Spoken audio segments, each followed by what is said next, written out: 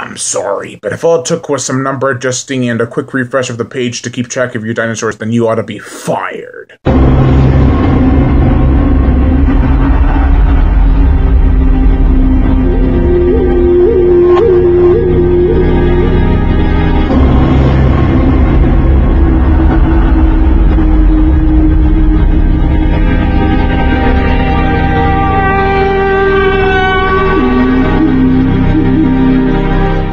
Jurassic Park, the 1990 novel by Michael Crichton. The plot, we all know it. Dinosaurs are back thanks to science and a wealthy man who opens a park to make his living biological attractions so astounding that they'd capture the imagination of the entire planet. Now, I didn't hate the book. Let's just start off with the positives. The technical babble wasn't a problem for me. It moved the story along and I found it interesting, surprisingly. The suspense and tension are on high and very well executed, especially the scene with the raptors in the laboratory. The characters are likable and strong. I mean, Dr. Grant with a beard, how much more badass could his character be? The clever ways the characters attempted to escape from sequences of peril were actually pretty ingenious. Although where there are superb decisions, there are poor decisions, and this is where I get into the negatives of Jurassic Park. Not only did the characters make some very poor decisions, like when somebody doesn't return, so they send someone else after them to go looking for them alone each time, but Malcolm, who is my favorite character in the movie, is my least favorite character in the book. Mainly because he is drugged during practically the whole climax and he won't shut up about the chaos theory. I get that they need to keep him alive, so they had him talk about thoughts that kept him strong-minded, but come on, there's one point I felt like skipping a page or two. That's how uninterested I was in his whole chaos theory babble. And the ooh-ah factor isn't really present.